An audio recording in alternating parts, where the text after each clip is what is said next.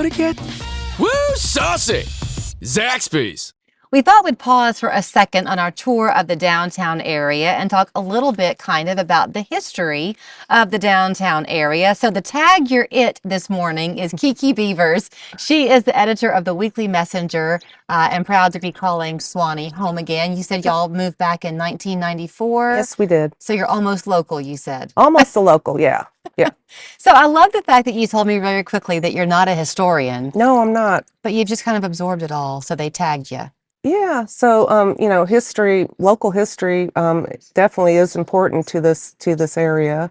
As with, some other, arts and family-friendly activities, etc. The thing that I've enjoyed, and this will keep on as we take our tour around here, is in the downtown area, all the businesses have kind of been repurposed. They were once something else. Right. And I think you told me that around the corner from us is what's now a restaurant called Shenanigans.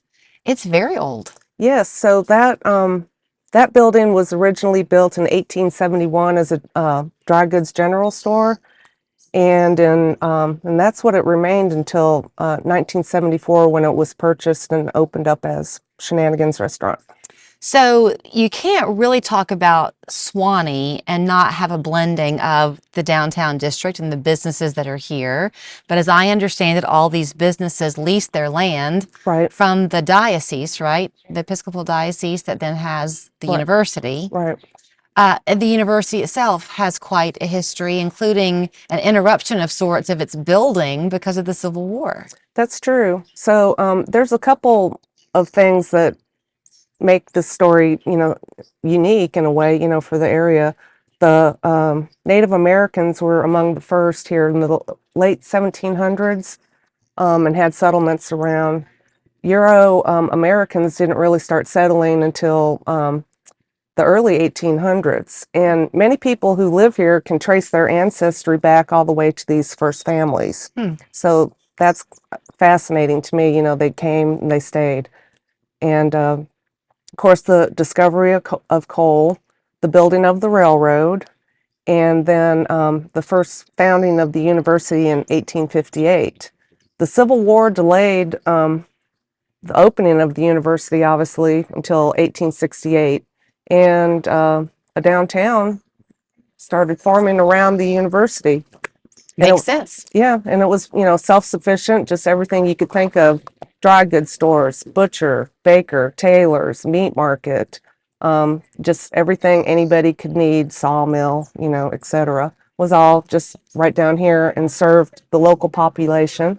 And then also, the folks up on at University of the South. So all that history is preserved because so many of these buildings are very old and now being used for new businesses to come in. You had mentioned the railroad. So much of Southern life in general really begins with a railroad. There's a phrase around here called the mountain goat. Right. That was the name of the rail line that came up, right? Right. So, or, some people call it the goat track. But, the mountain goat was part of the Nashville, Chattanooga, St. Louis Railroad line and went from Cowan all the way to Palmer, Tennessee. And y'all are in the process of kind of refurbishing that, if you will, at the old depot.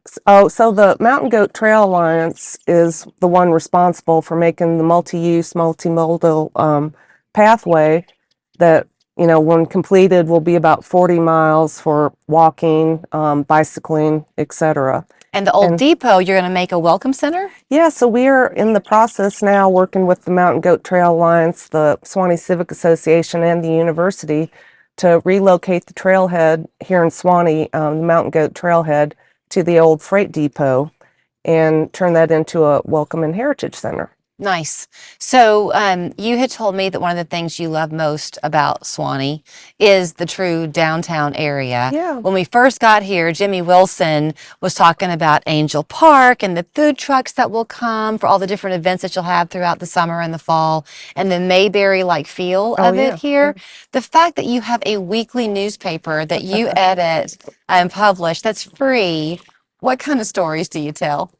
Oh, mostly, they're community life, of course. You have to have births and obituaries and church news and that kind of stuff.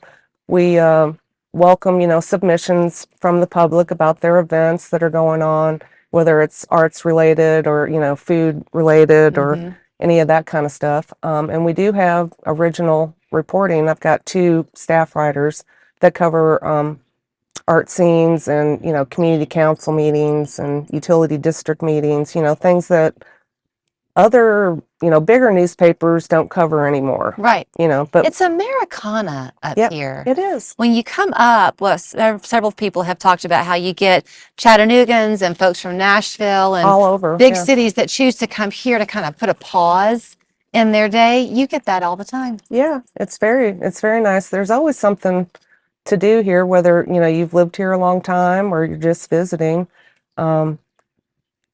Truly, there's live music, there's a local food scene, there's local artists, and of course, the outdoor recreation is Is the key. is the key.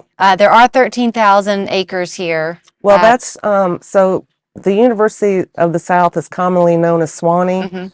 Their land holdings now encompass 13,000 acres, and that's called the domain. The domain. There are other parts of Sewanee that are not on the domain, and those Correct. include the communities of Deep Woods, Midway, and Jump Off, for example. Okay, you say that for anybody who comes up here to visit, after biting into Jimmy Wilson's Burger at the Blue Chair, shopping at the Lemon Fair, we'll head over to Woody's Bicycles and talk with him, and taking it all in, they need to go to what building on the campus that you love the most? All Saints Chapel. It is beautiful. It's a Gothic revival building, and it's just, breathtaking to just go in there and stand and be. And the stained glass windows in the front are basically tell the story of Sewanee. And yeah, that's a not miss for sure. Well, we thank you for your time this morning, sure. and I know that they're all glad that you're almost a local again, Kiki. Thank you so much. Thank you. Appreciate it.